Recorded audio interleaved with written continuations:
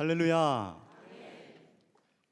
예, 이 저녁에 오신 여러분들을 주님의 이름으로 축복합니다.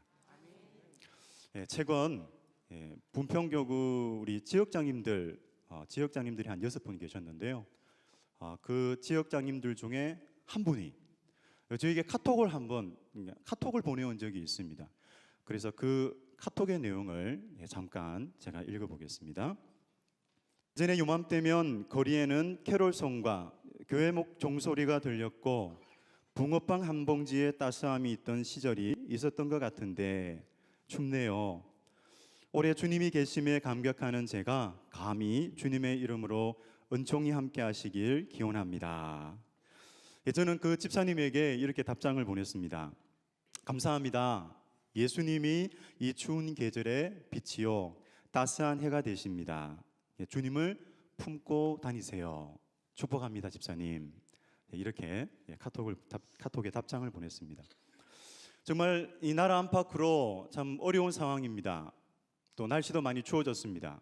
하지만 그렇게 어려운 상황이기도 하고 날씨도 춥지만 우리 마음이 하나님의 사랑으로 인해서 따뜻해지고 또 그 사랑의 온기를 온 세상 사람들에게 전하는 그런 좋은 일들이 많아지기를 주님의 이름으로 축복합니다. 오늘 성경에 보면요, 하나님의 아드님이 이 땅에 태어난 이야기가 나옵니다. 바로 성탄 이야기이죠. 놀라운 것은요, 영원한 세계에 계셨던 그 하나님의 아들이 인간의 역사 가운데로 들어왔다는 것입니다. 시간 개념, 시간의 흐름이라는 것이 전혀 없는 영원한 세계입니다. 그 세계에 계시던 하나님의 아드님이 인간의 역사 속으로 들어왔어요. 평범한 한 여인의 몸을 통해서 오셨지요. 얼마나 감격스러웠겠어요. 저도 감격스러웠거든요. 조금 이해해요. 그 아기를 낳을 때 참 감격스러웠습니다. 근데 마리아는 자연의 순리대로 출산한 것이 아니었지만은 그 아기를 안고 있었을 때에 얼마나 신비롭고 얼마나 또 은혜가 충만했을까요? 그리고 우리 아기가 태어났어요. 아기가 태어나면 우리가 어떻게 하죠? 이제 이름을 짓잖아요. 그죠? 그런데 우리 성부 하나님께서는 이 하나님의 아드님이 아기로 태어나기도 전에 이름을 지어주셨어요. 그 이름이 두 가지거든요. 그렇게 이 땅에 태어나신 그 하나님의 아드님, 그 아기로 태어난 그 아드님, 그 이름에게 지어준 첫 번째 이름, 그 이름은 바로 예수입니다. 우리 같이 21절 말씀을 같이 읽도록 하겠습니다. 시작. 아들을 낳으리니 이름을 예수라 하라. 이는 그가 자기 백성을 그들의 죄에서 구원할 자이심이라 하니라. 아멘. 사실 이 예수라는 이름은 이스라엘 사이에 흔했던 이름입니다. 많이 사용했던 이름입니다. 그리고 이 예수라는 이름을 히브리어로 하면은 여호수아라고 부를 수가 있습니다. 그러니까 사람들에게 얼마나 친근한 이름이겠어요. 하지만 그 이름에는 특별한 무엇인가가 담겨 있었어요.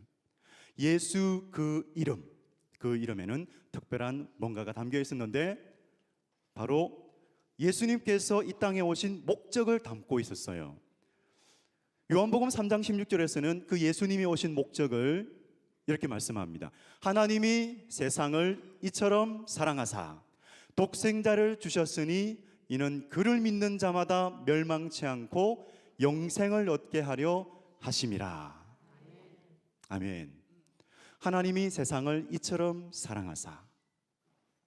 하나님께서 지으신 그 피조 세계 중에 죄로 오염되어서 변질되어 버린 사람들, 그 사람들은 이제 서로 그 고통을 변질되고 그 죄로 말미암아 그 고통을 주고받는 그런 사람들이 되고 말았습니다. 이들을 볼 때 하나님의 마음은 가슴이 아팠어요. 하나님의 마음은 너무나 아팠어요. 그래서 하나님께서는 예수님을 보내시는데 그들을 구원하시기 위해서 자기 아들을 보내셨습니다. 예수님께서는 잃어버린 양을 찾듯이 그들을 찾아다니셨고 그들을 만나주셨어요. 그래서 예수님을 믿는 자마다 내 믿음이 너를 구원하였느니라. 내 믿음이 너를 구원하였느니라. 이렇게 구원을 선포하셨습니다. 우리에게도 마찬가지로 그렇게 하셨습니다. 성령으로 만나셨던, 성령을 통해서 우리를 만나셨던, 아니면 사람을 통해서 우리를 만나셨던 다양한 걸 찾아오셨고 또 우리를 만나 주셨어요. 그래서 우리는 이 시간 함께 고백하기를 원합니다. 저를 따라서요. 저를 찾으시고 예수 참 감사합니다.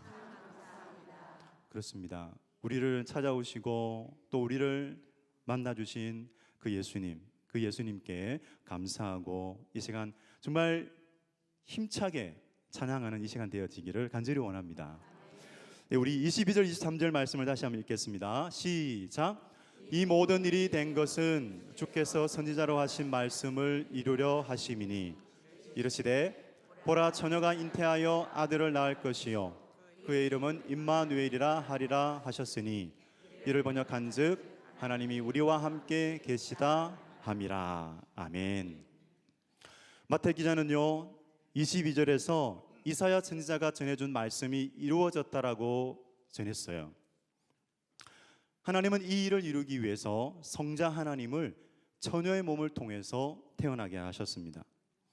우리 사랑하는 여러분, 우리는 예수님께서 동정녀를 통해서, 동정녀 마리아를 통해서 이 땅에 오셨음을 믿습니다. 그래서 우리는 예배 때마다 신앙 고백하잖아요. 사도신경을 통해서 우리는 신앙 고백해요.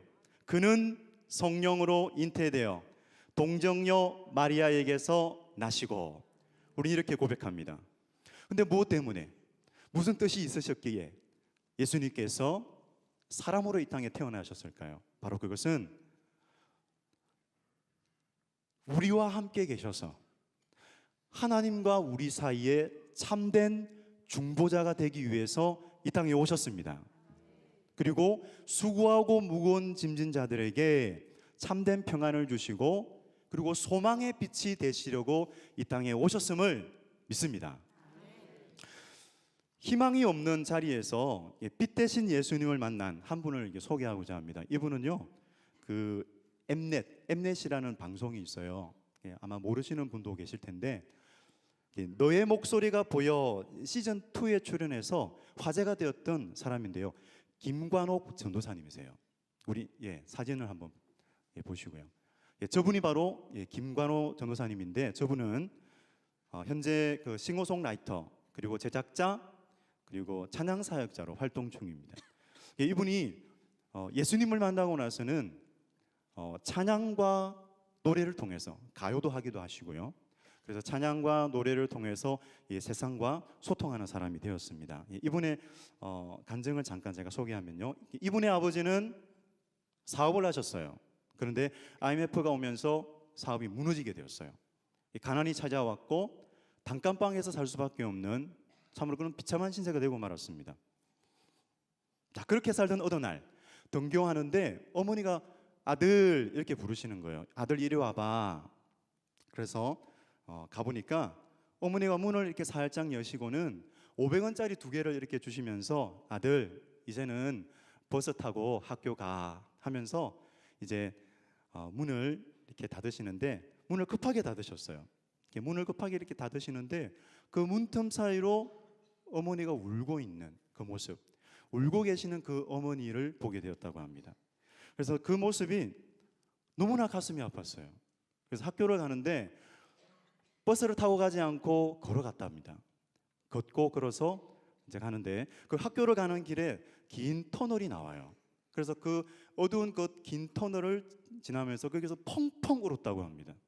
얼마나 슬펐던지 펑펑 울었어요. 그런데 그렇게 매일 그 터널을 걸어가면서 울고 또 걸어가면서 이제 그가 깨달았던 것이 있는데요. 자, 그것은 뭐냐면 아무리 이 터널이 어둡고 길어도 걷고 또 걸으면 마침내는 빛이 나온다는 거예요.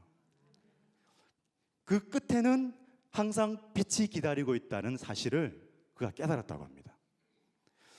그래서 그분은 언젠가는 자기 삶에 빛이 찾아올 것이라고 믿었어요. 근데 어떤 계기가 있었는데, 아마 예수님을 만났어요. 어떤 계기가 있었는데 그 빛에 대한 생각이 처음과는 바뀌는 그런 시간이 있었다고 합니다. 그래서 그분의 간증을 제가 좀 잠깐 읽어보도록 하겠습니다. 띄워주시고요.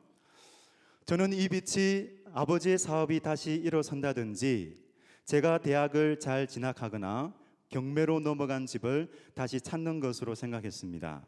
왜냐하면 그것이 제게 유일한 희망이었기 때문입니다. 그러나 그 빛의 비밀을 새롭게 알게 되었어요. 그 빛의 비밀은 바로 어둠 속에서 가장 환하게 비추는 예수 그리스도였습니다. 이제 이 빛만이 저에게 유일한 희망입니다. 사실 예수님을 만나도 저의 상황은 크게 달라진 것이 없었습니다. 그러나 제가 바뀌기 시작했습니다. 절망이 아닌 희망의 생각과 말들로 제가 바뀌니 세상이 달라 보였습니다. 그의 간증이었어요. 그가 임마누엘 하나님, 이 임마누엘 하나님을 만났어요.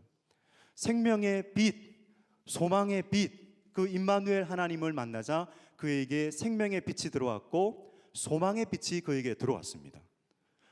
눈이 달라졌죠. 말이 달라지죠. 그러니까 세상이 달라져 보였습니다. 이런 축복이 우리 가운데도 있는 줄로 믿습니다. 저희 가운데도 있었습니다.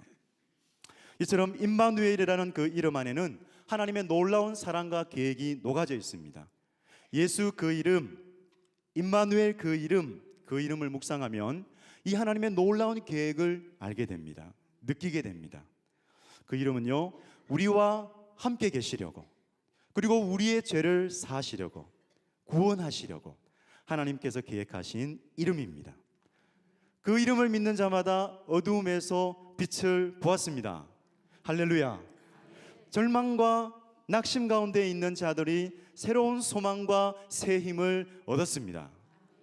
할렐루야. 아멘. 그래서 지금 어렵잖아요. 나라 안팎으로 어렵잖아요.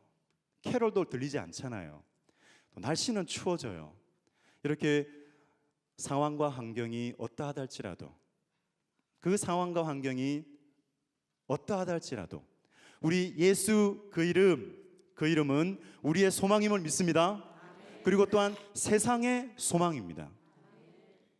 이렇게 우리의 소망이 되시고 세상의 소망이 되신 그 예수 그리스도의 나심을 기뻐하고 찬양하는 이 밤이 되시기를 주님의 이름으로 축복합니다. 기도하겠습니다. 하나님 아버지, 우리와 함께 계시려고 그 귀한 아들을 임마누엘이란 이름으로 보내어 주셔서 감사드립니다. 요즘 나라 안팎으로 어렵고 어두운 일들이 많습니다. 하지만 이 춥고 어두운 상황 속에서 우리 예수님의 이름이 찬양을 받으시고 생명과 소망의 빛이 되어 주옵소서. 절망 가운데 있는 영혼을 찾아가 주시고 그들을 위로해 주시고 또 그들에게 새 힘을 불어넣어 주시기를 간절히 원합니다. 어떤 환경과 상황에 처해 있다 할지라도 예수 그 이름은 구원의 이름이오니 죄와 상한 마음으로 고통받는 영혼들을 자유케 하여 주시고 영광을 받아 주옵소서. 감사드리며 예수님의 이름으로 기도드립니다. 아멘.